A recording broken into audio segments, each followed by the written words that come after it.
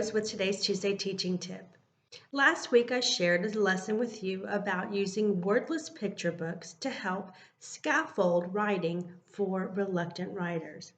Another way to scaffold writing for reluctant writers is by using pictures. Now, we don't print a lot of pictures anymore, and so maybe you can sit with your student, look through some of the family pictures that you have in your phone, pick out a couple that they find most interesting.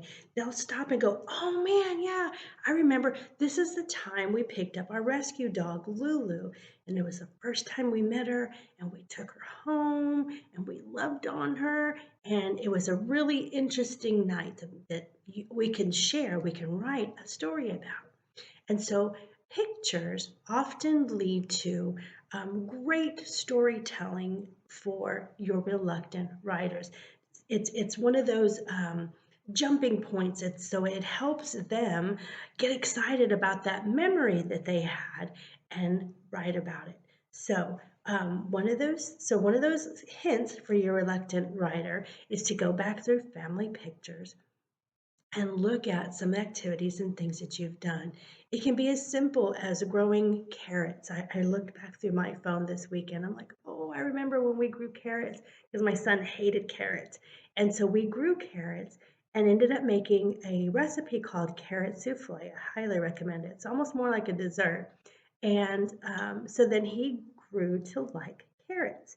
And so that picture, that snapshot really spurs a full story about my son and his hatred and then love for carrots.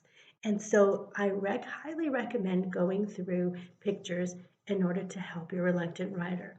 Again, last week I said, be careful not to tell your students, well, you can write about anything. Write about anything that comes to mind. That's a very difficult thing for them to do. Giving them the world to write about is sometimes more overwhelming than having a very strict lesson for them, something very narrow to write about. And so I got that inspiration from this book right here called Family Pictures, and it is by Carmen Lomas Garza. And that's exactly what she did. So she got some family pictures and she recreated them in some artwork. She's an artist as well as now a published writer. So she took some family pictures and she recreated them in art. Then she wrote about what that snapshot of her life was all about.